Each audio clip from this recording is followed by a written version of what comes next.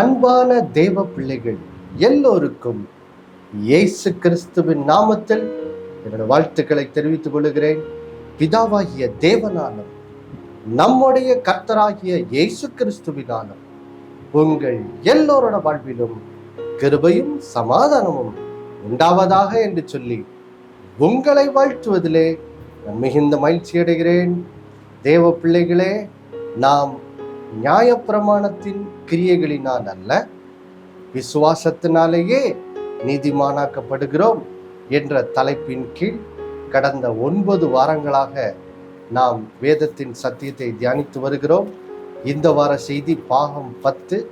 நாம் இந்த வாரத்திலிருந்து ரோமர் 5ஆம் அதிகாரத்திலிருந்து நாம் விசுவாசத்தினால் நீதிமானாக்கப்படுவதினால் உண்டாகும் பலன்கள் அல்லது ஆசீர்வாதங்கள், அதை நாம் என்ன செய்ய போகிறோம்? தியானிக்க போகிறோம். நாம் வாசிக்க கேட்கலாம். ரோமர் 5ஆம் அதிகாரம் 1-2 வசனங்கள். இவ்விதமாக நாம் விசுவாசத்தினாலே நீதிமான்கள் ஆக்கப்பட்டிருக்கிறபடியால் நம்முடைய கர்த்தராகிய இயேசு கிறிஸ்து மூலமாய் தேவனிடத்தில் சமாதானம் பெற்றிருக்கிறோம். அவர் மூலமாய் நாம் இந்த கிருபையில் பிரவேசிக்கும் ஸ்லாக்கியத்தை விசுவாசத்தினால் பெற்று நிலை கொண்டிருந்து தேவ மகிமையை அடைவோம் என்கிற நம்பிக்கையினாலே மேன்மை பாராட்டுகிறோம். தேவ பிள்ளைகளே, நாம் கடந்த 9 வாரங்களாக இந்த ரோமர் 5ஆம் அதிகாரம் 1வது வசனத்தின் முன்பகுதியை தான் நாம் தெளிவாக ரோமர் 3-4ஆம் அதிகாரத்திலிருந்து பார்த்தோம். எப்படி நாம் விசுவாசத்தினாலே நீதிமான்களாக்கப்பட்டிருக்கிறோம். அதாவது இயேசுவை பற்றும் விசுவாசத்தினாலே நாம் தேவனால் ஏற்றுக்கொள்ளப்பட்டிருக்கிறோம். இயேசுவை பற்றும் விசுவாசத்தினாலே நாம் தேவனுக்கு முன்பாக நம்முடைய குற்றங்கள் மன்னிக்கப்பட்டு நாம் மற்றவர்கள் நிரபராதி என்று சொல்லி தேவனுக்கு முன்பாக என்ன செய்யப்பட்டிருக்கிறோம்? நாம் அறிவிக்கப்பட்டு இப்படியாக தேவனுக்கு முன்பாக நாம் நீதிமான்களாக்கப்பட்டிருக்கிறோம் என்று சொல்லி பார்த்தோம். இப்போ இந்த விசுவாசத்தினால், இயேசுவை பற்றும் விசுவாசத்தினால் நீதிமான்களாக்கப்படுவதனால் வரும் முதல் பலன், முதல் ஆசீர்வாதத்தை பாருங்கள் தேவ பிள்ளைகளே. இந்த ரோமர் 5ஆம் அதிகாரம் 1வது வசனத்தின் பின்பகுதி என்ன செய்கிறது சொல்லுகிறது. அதை வாசிக்க கேட்போமா? அந்த ரோமர் 5:1 பின்பகுதியை மட்டும். நம்முடைய கர்த்தராகிய இயேசு கிறிஸ்து மூலமாய் தேவனிடத்தில் சமாதானம் பெற்றிருக்கிறோம். ஆம் பிரியமானவர்களே, நீங்களும் நானும் நியாயப்பிரமாணத்தின் கிரியைகளினால் அல்ல, இயேசுவை பற்றும் விசுவாசத்தினாலேயே நீதிமான்களாக்கப்பட்டபடியால் நமக்கு கிடைத்திருக்கும் முதல் பாக்கியம் என்ன? இதுவரையிலும் நாம் எபேசியர் 2ஆம் அதிகாரம் 3வது வசனத்தின்படி நாம் பாவத்தின் நிமித்தம் கோபாக்கினின் பிள்ளைகளாய் இருந்தோம் என்று சொல்லி எபேசியர் 2ஆம் அதிகாரம் 3வது வசனம் சொல்லுகிறது. அது மட்டும் இல்ல, ரோமர் 5ஆம் அதிகாரம் 10வது வசனம் சொல்லுகிறது, நாம் பாவத்திலே வாழ்ந்த நாட்களிலே நாம் தேவனுக்கு சத்துருக்களாக என்ன செய்தோம்? இருந்தோம். இப்படியாக நாம் தேவனுக்கு சத்துருக்களாக இருந்தபடியால் தேவனுடைய நீதியுள்ள கோபம் நம்மேல் இருந்தபடியினால், பாருங்கள் தேவ பிள்ளைகளே, தேவன் நம்மேல் என்னது பிரியமாக இல்லை. தேவன் நம்மேல் கோபமா இருந்தார். அது சும்மா அந்த உலக பிரகாரமாக மனுஷர்கள் கோபப்படுவாங்களே, அப்படி இல்லை. இது நீதியுள்ள கோபம். ஏன்னா நம்ம அவருடைய வார்த்தைக்கு விரோதமா என்ன செய்திருக்கிறோம்? பாவம் செய்திருக்கிறோம், கீழ்ப்படியாம வாழ்ந்திருந்தோம். அதனால தேவனுடைய நீதியுள்ள கோபம் நம்ம மேல என்ன செய்து இருந்துச்சு. ஆனா பாருங்கள் தேவ பிள்ளைகளே, அப்போ நம்ம தேவனுடைய நீதியுள்ள அந்த கோபம் நம்மேல் இருக்கிற வரையிலும் பாருங்க, பிதாவாகிய தேவன் நம்மில் பிரியமாக இல்லை. அவர் தம்முடைய அன்பை நம்மேல் காண்பிக்க முடியவில்லை. தேவன் அன்பாக தான் இருக்கிறாரு. ஆனால் நான் கீழ்ப்படியாத பிள்ளையா வாழுகிறதுனால அந்த அன்பை தேவன் என்னிடத்தில் வெளிப்படுத்த முடியவில்லை. ஏனென்றால் அவர் நீதியுள்ள தேவனாக என்ன செய்கிறார், இருக்கிறார். ஆனால் பாருங்க, என்னைக்கு நாம் இயேசு லூக்கா 15ஆம் அதிகாரத்திலே அந்த மனம் திரும்பிய இளைய குமாரன் அந்த ஓமையிலே பாருங்க, முதலாவது ஆரம்பத்திலே அந்த இளைய குமாரன் தகப்பனுக்கு பிரியமில்லாம நடந்து அவன் பாவம் செய்து பாருங்க வாழ்க்கையில எல்லாவற்றையும் இழந்தவனாக இருந்தான். ஆனா பாருங்க, அவன் புத்தி தெளிந்து மனம் திரும்பி தகப்பனிடத்தில் என்ன செய்கிறான், வருகிறான். மனம் திரும்பி தகப்பனிடத்தில் வருகிறான். வந்தபோது என்ன ஆச்சு பாருங்க, அவன் எப்பொழுது அந்த இளைய குமாரன் எப்பொழுது மனம் திரும்பினானோ அப்பமே பாருங்க தகப்பனுக்கு தன்னுடைய குமாரன் மேல் இருந்த அந்த நீதியுள்ள கோபம் அகற்றப்பட்டு பாருங்க, தகப்பன் இப்பொழுது பாருங்க அன்பு நிறைந்தவராக தன்னுடைய இளைய குமாரன் தூரத்தில் வரும்போதே ஓடி போய் அவனை கட்டி அணைத்து முத்தமிடுகிறதை அங்கே இயேசு அந்த ஓமையில என்ன செய்கிறார் சொல்லுகிறார். பிரியமானவர்களே, நம்முடைய வாழ்விலும் அதே தான் நடந்தது. என்றைக்கு நாம் நம்முடைய பாவத்தை நியாயப்பிரமாணத்தின் மூலம் உணர்ந்து இனி என்னுடைய சுயநீதி நிறைந்த என்னுடைய பாவத்தை மறைக்க நான் போடுகிற அந்த தேவ பக்தியா இருக்கிறது போன்ற சில வேஷங்கள், அதை வெளிப்படுத்துறதுக்கு செய்கிற கிரியைகள், அவைகளினால் நான் எப்போ நீதிமானாக்கப்பட முடியாதுங்கிறத கர்த்தருடைய நியாயப்பிரமாணத்தின் மூலம் உணர்ந்து என் பாவத்தை உணர்ந்து எப்பொழுது அந்த இளைய குமாரனை போல் நாம் மனம் திரும்பி ஆண்டவராகிய இயேசுவே நான் உம்மை விசுவாசிக்கிறேன் என்று நாம் கூப்பிட்டோமோ பாருங்க, அந்த ஆயக்காரனை போல லூக்கா 18ஆம் அதிகாரத்திலே அந்த ஆயக்காரன் எப்படி தன்னை தாழ்த்தி தேவனே பாவியாகி என்மேல் கிருபையா இரும் என்று சொன்னானே, அதை போல் நாமும் எப்பொழுது மனம் திரும்பி கர்த்தராகிய இயேசு கிறிஸ்துவின் மேல் நம்முடைய முழு விசுவாசத்தை வைத்தோமோ, அவருடைய இரத்தத்தின் மேல் நம்முடைய நம்பிக்கை வைத்தபோது நாம் நீதிமான்களாக்கப்பட்டோமோ,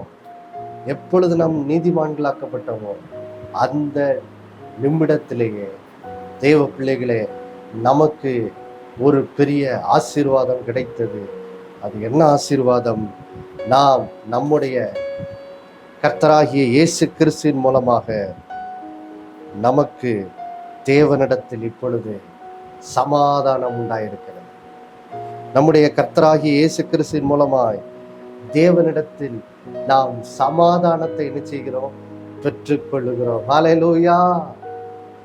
தேவனிடத்தில் சமாதானம் பாருங்க, சமாதானம் பெற்றிருக்கிறோம் என்று வேதம் சொல்லுகிறது. இது எதை பற்றி பேசுகிறது? இப்போ எந்த இடத்துல இதுக்கு முன்னே தேவன் என் பேரிலே கோபமாய் இருந்தாரோ அந்த கோபம் இப்பொழுது என்ன செய்யப்பட்டு விட்டது, அகற்றப்பட்டாச்சு. கோபம் அகற்றப்பட்டு இப்போ தேவன் நான் இயேசுவை விசுவாசித்து மனம் திரும்பி விட்டபடியால் இப்பொழுது அவர் என் பேரில் சமாதானமாய் இருக்கிறார், என் பேரில் பிரியமாய் இருக்கிறார். இப்பொழுது இயேசு கிறிஸ்துவின் மூலமாய் இப்பொழுது தேவன் என்னை நீதிமானாக்கி இருக்கிறபடினால் இப்பொழுது தேவனுடைய பிரியம் நம்மேல் வந்துவிட்டது. தேவ பிள்ளைகளே, நாம் தேவனிடத்தில் சமாதானம் பெற்றிருக்கிறோம். இனி தேவன் நம் பேரில் கோபமா இல்லை. ஹல்லேலூயா! பாருங்க, ஒரு தகப்பன் பிள்ளை இருக்கிறாங்க. இப்போ தகப்பன் தன்னுடைய பிள்ளையை பார்த்து, மகனே நீ இப்படி சேட்டை பண்ணாத, நல்ல பையனாயிரு அப்படின்னு சொல்லிட்டு அப்பா வெளியே போயிருக்காருன்னு வச்சுக்கோம். இப்போ மகன் தகப்பனுடைய வார்த்தையை மீறி அவன் தவறு செய்யும்போது என்ன ஆகுது பாருங்க. இப்போ வெளியே போயிருந்த அப்பா வீட்டுக்கு வந்துட்டாங்கன்னு அவன் கண்டுபிடிச்ச உடனே என்ன செய்வான், முதல்ல பாருங்க, அப்பா முன் கதவு வெளியே வரும்போது பின் கதவு வெளியே என்ன செய்வான், பயந்து ஓடுவான். அப்பாவுக்கு பயந்து ஓடுவான். ஏன்னா இப்போ மகன் அப்பாவுடைய வார்த்தையை மீறினபடினா இப்போ அப்பா மகன் மேலே கோபப்படுவதற்கு நீதியுள்ள காரணம் என்ன செய்கிறது இருக்கிறது. இப்போ கண்டிப்பா அப்பா மகன் அடிக்கிறதுக்கு என்ன இருக்கு, உரிமை இருக்குது. ஏன்னா மகன் கீழ்ப்படியாம தவறு செய்திருக்கிறான். ஆனா எப்போ அந்த மகன் தன்னுடைய தவறை உணர்ந்து அப்பாவினிடத்தில் வந்து, அப்பா என்னை மன்னிச்சிருங்க, நான் உங்க வார்த்தையை மீறி நான் நடந்துட்டேன்னு சொல்லி எப்போ அவன் சொல்லுவானோ உடனே பாருங்க அப்பாவுக்கு தன்னுடைய மகன் மேல் இருந்த கோபம் நீங்கி இப்போ மகன் மேல் ஒரு சமாதானம் உண்டாகிறது, மகன் மேல் ஒரு பிரியம் என்ன செய்கிறது உண்டாகிறது, அங்கே இரக்கம் உண்டாகிறது. உடனே அப்பா என்ன செய்வார், அந்த மகனை தழுவி, நானும் உன்னை மன்னித்து விடுகிறேன் மகனே, இனி அதை என்ன செய்யாத என்று சொல்லி பாருங்க மகனிடத்தில் தகப்பன் என்ன செய்வார், தன்னுடைய அன்பை வெளிப்படுத்துவார். அதை தான் இங்கே இந்த வசனம் என்ன செய்கிறது சொல்லுகிறது. இப்பொழுது பாருங்க, இது வந்து ஒரு சட்டப்பூர்வமான ஒரு காரியத்தை இங்கே பேசுகிறது. பாருங்க நாம் குற்றம் செய்தது தேவனுடைய சட்டத்தை மீறினது. இப்போ நம்ம மனம் திரும்பி இயேசுவை விசுவாசிக்கும் போது நாம் நீதிமானாக்கப்படுகிறது. அது தேவனாகிய நீதிபதி ஒரு சட்டப்பூர்வமான தீர்ப்பை என்ன செய்திருக்கிறார், உரைத்திருக்கிறார். இப்பொழுது என் மகன் இயேசுவை விசுவாசித்திருக்கிறபடினா நான் அவனை நீதிமானாக்குகிறேன் என்று சொல்வது பாருங்க, அது வந்து ஒரு சட்டப்பூர்வமான தீர்ப்பு. அப்போ சட்டப்பூர்வமா இப்ப தேவனோட சட்டத்தின்படி நம்ம நீதிமான் ஆக்கப்பட்டிருக்கிறபடினா இப்பொழுது நம்முடைய கர்த்தராகிய இயேசு கிறிஸ்துவின் மூலமாக நமக்கு தேவனிடத்தில் சமாதானம் பெற்றிருக்கிறோம் என்று சொல்லும் போது அது எதை பற்றி பேசுகிறது, அது ஒரு சட்டப்பூர்வமான உறவை பற்றி பேசுகிறது. இப்பொழுது தேவனுடைய நீதியின்படி இப்ப தேவன் என் மேல என்ன செய்கிறார், சமாதானமா இருக்கிறார். ஏனென்றால் இப்பொழுது நான் அவருடைய இயேசுவின் ரத்தத்தினால் கழுவப்பட்டிருக்கிறேன், குற்றங்கள் மன்னிக்கப்பட்டிருக்கிறது, நான் நிரபராதி என்று அறிவிக்கப்பட்டிருக்கிறேன். அதன் நிமித்தம் இப்போ தேவன் தம்முடைய சட்டத்தின்படி இப்போ அவர் என்னை பார்க்கும் போது பாருங்க, நான் இப்போ அவருடைய பார்வையிலே இயேசு கிறிஸ்துவின் மூலம் நீதிமானா இருக்கிறபடினால் இப்பொழுது தேவன் என் பேரிலே என்ன செய்கிறார், சமாதானமா இருக்கிறார் என்று சொல்லும் போது அது ஒரு சட்டப்பூர்வமான உறவை பற்றி என்ன செய்கிறது, பேசுகிறது. இது ஒரு நிரந்தரமான உறவு. என்றைக்கு நீங்கள் பாவத்திலிருந்து மனம் திரும்பி இயேசுவின் மேல் பாருங்க விசுவாசம் வைத்து வாழ ஆரம்பித்தீர்களோ அப்பமே பாருங்க இது வந்து ஒரு நிரந்தர ஆசீர்வாதமாக தேவன் உங்களுக்கு அருளுகிறார். தேவனின் ஒருபோதும் உங்கள் மேல் என்ன செய்வதில்லை, அவர் கோபம் கொள்வதில்லை. அவர் இனி என்றைக்குமே உங்கள் மேல் என்ன செய்கிறார், சமாதானமா இருக்கிறார் என்று வேதம் சொல்லுகிறது. பாருங்க, வாசிக்கலாம். ஏசாயா 54 அதிகாரத்துக்கு நாம் செல்வோம். பாருங்க, அங்கே இதை பற்றி ஏசாயா தீர்க்கதரிசியின் மூலம் ஆவியானவர் எழுதி வைத்திருக்கிறார். பாருங்க, ஏசாயா 53 என்பது இயேசு சிலுவையில நமக்காக எப்படி நம்முடைய பாவங்களுக்காக பாடுபட்டு மரித்து எப்படி உயிர் தெழுந்தார் என்பதை பற்றி ஏசாயா 53 சொல்லுகிறது. இப்போ இயேசு கிறிஸ்து நமக்காக மரித்து உயிர் தெழுந்தபடியால் நமக்கு உண்டாகுகிற ரட்சிப்பின் பலன் என்ன, ரட்சிப்பின் ஆசீர்வாதம் என்ன, அதை பற்றி தான் ஏசாயா 54 பாருங்க ஆவியானவர் ஏசாயா தீர்க்கதரிசியின் மூலம் சொல்லி வைத்திருக்கிறார். பாருங்க, அதை நாம் வாசிக்க கேட்போம். பாருங்க, இப்போ முதலாவது 6வது வசனத்திலிருந்து வாசிக்க கேட்கலாம், 9வது வசனம் வரைக்கும். ஏசாயா 54 6வது வசனத்திலிருந்து. கைவிடப்பட்டு நொந்தவளான ஸ்திரீயை போலவும் இளம் பிரயாயத்தில் விவாகம் செய்து தள்ளப்பட்ட மனைவியை போலவும் இருக்கிற உன்னை கர்த்தர் அழைத்தார் என்று உன் தேவன் சொல்லுகிறார். இமைப்பொழுது உன்னை கைவிட்டேன், ஆனாலும் உருக்கமான இரக்கங்களால் உன்னை சேர்த்து கொள்வேன். அற்ப காலம் மூண்ட கோபத்தினால் என் முகத்தை இமைப்பொழுது உனக்கு மறைத்தேன். ஆனாலும் நித்திய கிருபையுடன் உனக்கு இறங்குவேன் என்று கர்த்தராகிய உன் மீட்பர் சொல்லுகிறார். பாருங்கள் தேவ பிள்ளைகளே, எவ்வளவு அழகா வேதம் சொல்லுது பாருங்க. நம்ம மனம் திரும்புறதுக்கு முன்னாடி அற்ப காலம் உண்ட கோபத்தினால் என் முகத்தை இமைப்பொழுது உனக்கு என்ன செய்தே மறைத்தேன். நம்ம பாவத்துல வாழ்ந்துட்டு இருந்த நாட்கள்ல அதை தேவன் எப்படி விவரிக்கிறார் பாருங்க. அது ஒரு நிரந்தரமான காரியமாக தேவன் பார்க்காம அது ஒரு இமைப்பொழுதா பார்க்கிறார். ஆண்டவர் சார், நீ பாவத்துல அதை வாழ்ந்துட்டு இருந்த நாட்கள்ல அற்ப காலம், அது ஒரு அற்ப காலம், கொஞ்ச காலம்தான். அந்த அற்ப காலம் மூண்ட கோபத்தினால் என் முகத்தை இமைப்பொழுது உனக்கு நான் என்ன செய்தேன், மறைத்தேன். ஆனா இப்போ நீ என் குமாரனாகிய இயேசுவை விசுவாசித்து மனம் திரும்பி விட்டபடியால், இப்பொழுது நீ நீதிமானாக்கப்பட்டு விட்டபடியால், இப்ப கர்த்தர் சொல்றார் பாருங்க, ஆனாலும் நித்திய கிருபையுடன் உனக்கு இறங்குவேன் என்று கர்த்தராகிய உன் மீட்பர் என்ன செய்கிறார் சொல்லுகிறார். அல்லேலூயா. ஏ பிள்ளைகளே, இப்போ கர்த்தர் என்ன சொல்றாரு, இப்போ நான் உன் மேல இனி கோபமா இல்ல, இப்போ நான் உன் மேல எப்படி இருக்கிறேன், நித்திய கிருபையுடன் உனக்கு நான் என்ன செய்வேன், இறங்குவேன்னு கர்த்தர் என்ன செய்யறாரு சொல்றாரு பாருங்க. எந்த இடத்துல தேவ கோபம் நம்மேல் இருந்ததோ இப்ப அது நீக்கப்பட்டு இப்ப நம்மேல என்ன இருக்கிறது, தேவனுடைய இரக்கமும் கிருபையும் நம்மேல் என்ன செய்கிறது, இருக்கிறது. ஹல்லேலூயா. எவ்வளவு பெரிய கிருபை பாருங்கள் தேவ பிள்ளைகளே. பாருங்க 7வது வசனத்துல சொல்றாரு, இமைப்பொழுது உன்னை நான் என்ன செய்தேன், கைவிட்டேன். பாவத்தின் நிமித்தம் நாம் தேவனிடத்திலிருந்து பிரிக்கப்பட்டு கைவிடப்பட்டவர்களா இருந்தோம். ஆனா எப்பொழுது இயேசுவை பற்ற விசுவாசத்தினால் நாம் நீதிமானாக்கப்பட்டோமோ அன்றைக்கு வேதம் சொல்லுது, ஆனாலும் உருக்கமான இரக்கங்களால் உன்னை சேர்த்து கொள்வேன்னு சொல்றாரு பாருங்க. இப்போ தேவன் நம்ம என்ன பண்ணியிருக்கிறாரு, உருக்கமான இரக்கங்களால் நம்மை தம்மிடத்தில் தம்முடைய குமாரனாகிய இயேசுவின் மூலம் என்ன செய்தார், சேர்த்து கொண்டார். எவ்வளவு பெரிய கிருபை. இதைதான் அந்த ரோமர் 5:1 வாசிக்கிறோம். நம்முடைய கர்த்தராகிய இயேசு கிறிஸ்துவின் மூலம் இப்பொழுது நமக்கு தேவனிடத்தில் சமாதானம் பெற்றிருக்கிறோம். ஹல்லேலூயா.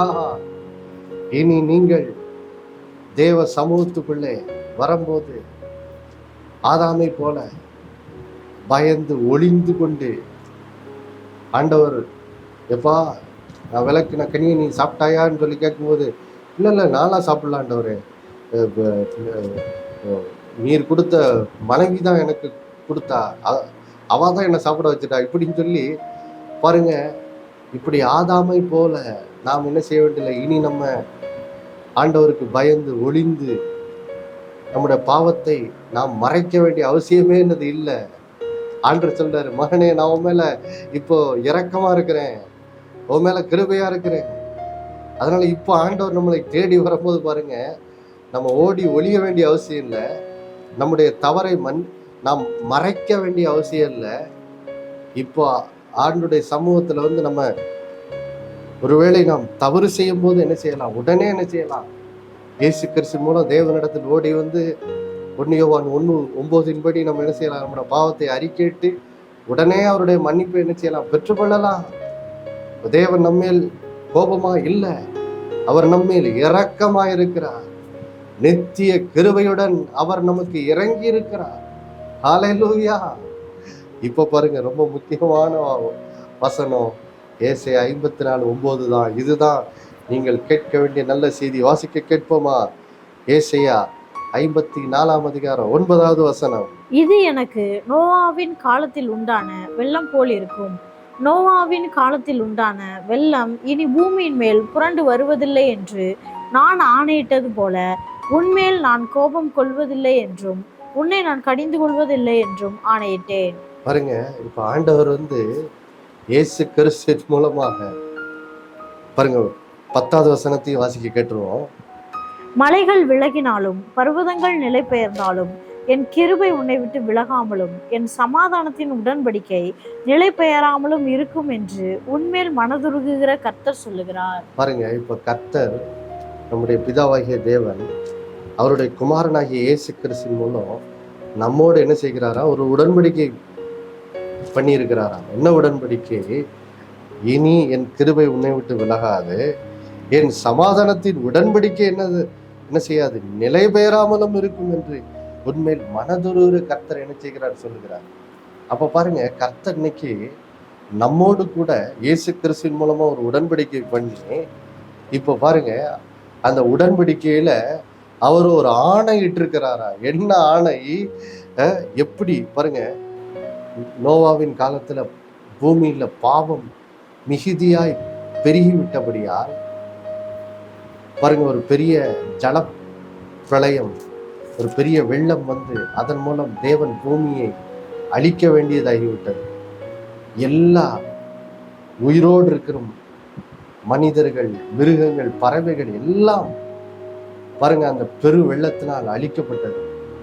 ஆனா அந்த வெள்ளம் எல்லாம் வடிஞ்சு நோவா இந்த பேழையை விட்டு வெளியே வந்தவுடன் ஆண்டவர் என்ன செய்யறாரு, நோவாவுடன் ஒரு உடன்படிக்கை பண்றாரு. என்ன சொன்னாரு, இனி நான் பூமியை நான் என்ன செய்ய மாட்டேன், வெள்ளத்தினால் என்ன செய்ய மாட்டேன், அழிக்க மாட்டேன்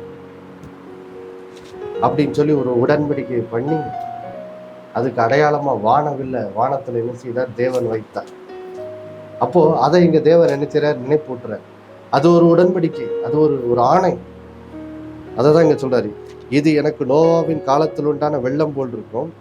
நோவாவின் காலத்தில் உண்டான வெள்ளம் இனி பூமியின் மேல் புரண்டு வருவதில்லை என்று நான் என்ன செய்தேன், ஆணையிட்டு கொடுத்திருக்கிறேன். அதை போல இப்போ தேவன் என்ன செய்கிறாரா, இன்னொரு ஆணை இடுறாரா. என்ன ஆணை பாருங்க, நாம் தண்டிக்கப்பட வேண்டும், தேவனுடைய கோபம் நம்மேல் ஊற்றப்பட வேண்டும். ஆனா தேவ கோபம் இயேசுவின் மேல் சிலுவையில என்ன செய்யப்பட்டது, ஊற்றப்பட்டபடியா இப்ப நாம அந்த இயேசுவின் சிலுவை பலியை, அந்த ரத்தத்தை விசுவாசிக்கிறபடியா தேவன் என்ன பண்றாரு, இப்போ இயேசு கிறிஸ்துவை கொண்டு ஒரு ஆணையிடுறாரு. என்ன சொல்றாரு, இனி நான் உன்மேல் கோபம் கொள்வதில்லை என்றும் உன்னை நான் கடிந்து கொள்வதில்லை என்றும் அவர் என்ன செய்கிறார், ஒரு ஆணையிட்டு இருக்கிறார். இனி தேவ கோபாக்கினை இனி நம்மேல் ஒருபோது ஊற்றப்படுவதில்லை என்ற ஒரு ஆணையை தேவன் என்ன செய்திருக்கிறார், அவர் செய்திருக்கிறார் இயேசு கிறிஸ்துவை கொண்டு. அப்போ பாருங்க, தேவ கோபாக்கினை நம்முடைய வாழ்க்கையை விட்டு என்றைக்கும் நீக்கப்பட்டு விட்டது. என்றைக்கு இயேசு விசுவாசித்தீங்களோ அப்போ தேவ கோபம் நம்மை விட்டு என்னது, நீக்கப்பட்டு விட்டாச்சு. இப்போ உங்களுக்கும் எனக்கும் தேவனிடத்திலே சமாதானம் பெற்றிருக்கிறோம். ஹல்லேலூயா. எப்படி அந்த இளைய குமாரன் மனம் திரும்பின போது தகப்பன் ஓடி வந்து அவனை அணைத்து முத்தமிட்டு தம்முடைய அன்பையெல்லாம் தன்னுடைய இளைய குமாரன் மேல் தகப்பன் பாருங்க காண்பித்தது போல, இப்போ நம்முடைய தேவனும் நம்மேல் நித்திய கிருபையுடன் அவர் நமக்கு இறங்கி அவர் நம்மேல் பாருங்க இரக்கமா இருக்கிறார். இப்பொழுது நம்மேல் கிருபையுள்ளவராய் என்ன செய்கிறார், இருக்கிறார். பாருங்க, நமக்கு தேவனிடத்தில் சமாதானம் இருக்குது. ஆதலால் இனி நாம் தேவனிடத்தில் என்ன செய்யலாம், தைரியமா வந்து தேவனிடத்தில் என்ன செய்யலாம், தேவ பிரசன்னத்துக்குள்ள என்ன செய்யலாம், இனி தைரியமா வரலாம். பாருங்க, நம்ம மனம் திரும்பும் போதுதான் ஆயக்காரனை போல தேவனே பாவியாகி என் மேல் கிருபையாருன்னு சொல்லி அங்க வசனம் சொல்லுது. அவன் தேவாலயத்துக்கு கூட நோக்கி பார்க்க மனதில்லாமல் அப்படி இருதயத்தை அடிச்சு அவன் மனம் திரும்புறத பார்க்கிறோம். ஆனா எப்போ மனம் திரும்பிட்டோமோ இனி பாருங்க நம்ம வந்துட்டு ஆண்டவரே எம்மள கிருபையா இருக்குன்னா கதற வேண்டிய அவசியம் இல்லை. இப்போ தேவனுடைய கிருபை நம்ம ஊற்றப்பட்டாச்சு. தேவன் நம்மிடத்தில் சமாதானமா இருக்கிறார். இனி நம்ம தேவ சமூகத்துக்குள்ள தைரியமா என்ன செய்யலாம், வரலாம். தேவனுடைய அந்த பிரசன்னம், அந்த மகா பரிசுத்த ஸ்தலம் இப்பொழுது நமக்காக என்ன செய்யப்பட்டு விட்டது, திறக்கப்பட்டு விட்டது. பாருங்க, இந்த சத்தியத்தை தான் அடுத்த வாரம் நம்ம என்ன செய்ய போறோம், பார்க்க போறோம், அடுத்த நன்மையாக. அப்போ பாருங்க, இன்னைக்கு நீங்க தெரிந்து கொள்ள வேண்டிய சத்தியம் தான், தேவன் உங்கள் பேரில் இரக்கமா இருக்கிறார், அவர் உங்கள் பேரில் சமாதானமா இருக்கிறார். எல்லா தேவ கோபமும் அகற்றப்பட்டாச்சு. இனி நீங்க தேவ சமூகத்துக்குள்ள தைரியமாக வந்து தேவனிடத்தில் இயேசு கிறிஸ்து நாமத்தில் தைரியமாக தேவனிடத்தில் பேசலாம். உங்கள் விண்ணப்பங்களை தைரியமாக தேவனிடத்தில் சொல்லலாம். ஏனென்றால் அவர் உங்கள் பேரில் இரக்கமாக இருக்கிறார், உங்கள் பேரில் அன்பாக இருக்கிறார், உங்கள் பேரில் சமாதானமாக இருக்கிறார். நம்ம எல்லாரும் கண்களை மூடி ஜெபிப்போமா? எல்லாரும் கண்களை மூடி ஒரு நிமிடம் ஜெபிப்போம். பாருங்க, எல்லாரும் கண்களை மூடி நாம் ஜெபிப்போம், கர்த்தரை நோக்கி பார்ப்போம். நாளில் கேட்ட இந்த சத்தியத்தின்படி நம்முடைய வாழ்க்கை மாற்றப்பட எல்லாரும் கண்களை மூடி ஜோமனுமா? பரலோகத்தின் பிதாவை எல்லாரும் கண்களை மூடி இருக்கிற இடத்துலயே அப்படியே கர்த்தரை நோக்கி பாருங்க, பார்க்கலாம்.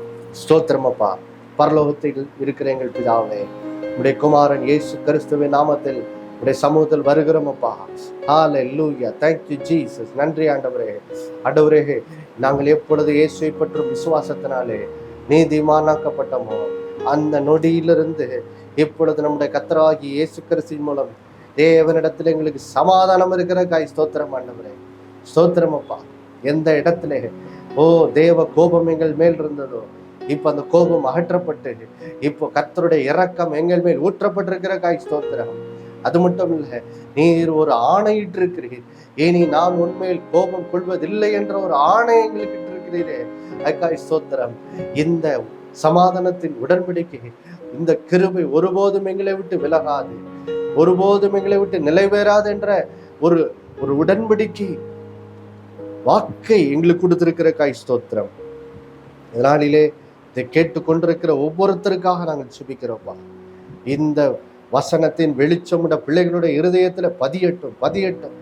இந்த நாளிலிருந்து ஆண்டவரே, அந்த அந்த ஆதாமினுடைய அந்த சுபாவமாகிய அந்த கர்த்தர் உடைய சமூகத்துக்கு வரணும்னு சொன்ன உடனே அந்த பயந்து ஒழிகிறது, அல்லது கர்த்தர் எங்களோடு பேசுறாருன்னு சொன்ன உடனே எங்கள் பாவத்தை மறைத்து நாங்கள் ஒளிய பார்க்கிறது, இப்படிப்பட்ட அந்த மாம்சீக குணங்கள் இந்த நாளிலே உள்ள பிள்ளைகளோட வாழ்க்கையை விட்டு இயேசுவின் நாமத்தில் அகற்றப்படுவதாக. தேவனை குறித்து இருக்கிற அந்த ஒரு பிற்போக்கான பயம், அந்த ஆதாமுக்குள்ள இருந்த அந்த பயம் நம்முடைய பிள்ளைகளை விட்டு அகற்றப்படுவதாக. இந்த நாளிலே இருந்து தேவன் என்று சொன்னாலே அவர் என் அப்பா, அவர் என் மேல் இரக்கமாக இருக்கிறார், என் மேல் கிருபையா இருக்கிறார். அவர் என் சத்தத்தை கூப்பிடுதலின் சத்தத்தை கேட்கிறவர் என்ற அந்த ஒரு தேவ கிருபையை குறித்த ஒரு நிச்சயமும் ஒரு தைரியமும் உடைய பிள்ளைகளுடைய இருதயத்தை நிரப்பட்டும் ஆண்டவரே, நிரப்பட்டும் அப்பா. தேவன் என் பேரில் சமாதானமா இருக்கிறார் என்ற அந்த சத்தியத்தின் நிச்சயம் உடைய பிள்ளைகளுடைய இருதயத்தை நிரப்பி உடைய பிள்ளைகளுடைய இருதயத்துல சமாதானம் உண்டாகட்டும் ஆண்டவரே. ஒரு பெரிய சமாதானம் உண்டாகட்டும். உள்ளத்தில் இருக்கிற பயங்கள் எல்லாம் அகற்றப்பட்டாக, வீண் கவலைகள் எல்லாம் அகற்றப்படுவதாக இயேசுவின் நாமத்தில் ஆண்டவரே. அதன் மூலம் வருகிற மனதுல வருகிற பல பிரச்சனைகள், மன திகில், மனதுல வருகிற கொடுமையின் எண்ணங்கள், கெட்ட கனவுகள், தூங்க முடியாம இருக்கிற பிரச்சனைகள் எல்லாவற்றிலிருந்தும் உடைய பிள்ளைகள் இயேசுவின் தழுமுடால் குணமடைவார்களா. நீதினால் சிறப்பட்டிருக்கட்டும், பயமில்லாது இருக்கட்டும். கொடுமைக்கு தூரமாகட்டும், தீயிலுக்கு தூரமாகட்டும். இனி அதை அவர்கள் வாழ்வை அது அணுகாதிருக்கும்படி இயேசுவின் நாமத்தில் ஜெபிக்கிறோம் ஆண்டவரே. நாள்ல இருந்து ஆண்டவரே, ஒரு பெரிய சமாதானம் உடைய பிள்ளைகளை நிரப்பட்டும். சமாதானத்தினால் உடைய பிள்ளைகள் ஆளுகை செய்யப்படும். அதன் மூலம் எல்லா வியாதிகள் எல்லாம் நீங்கி இயேசுவின் தழும்பலால் சுகமடையட்டும். கடன் பிரச்சனைகள் எல்லாம் நீங்கி ஆண்டவரே கடன் பிரச்சனை இயேசு நாமத்தில் விடுதலை பெறட்டும். இயேசுவின் நாமத்தில் வேண்டிக் கொள்கிற நல்ல பிதாவே, ஆமென். மறுபடியும் அடுத்த வாரம் உங்களை சந்திக்கும் நினைப்பூட்டுகிறேன். இயேசுவே ஆண்டவர். ஒவ்வொரு நாளும் விசுவாசம் வைத்து வாழுங்கள். ஆமென்.